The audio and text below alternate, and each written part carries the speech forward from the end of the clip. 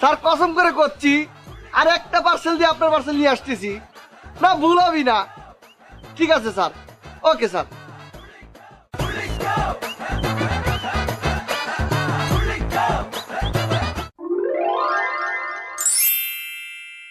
সোনিয়া, মনে হচ্ছে তোর নামের মতো সুন্দর হবি। কল দিয়ে আসতে কই।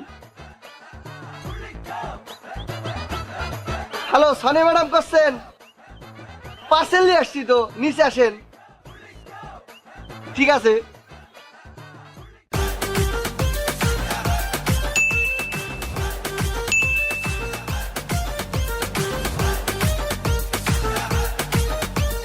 এই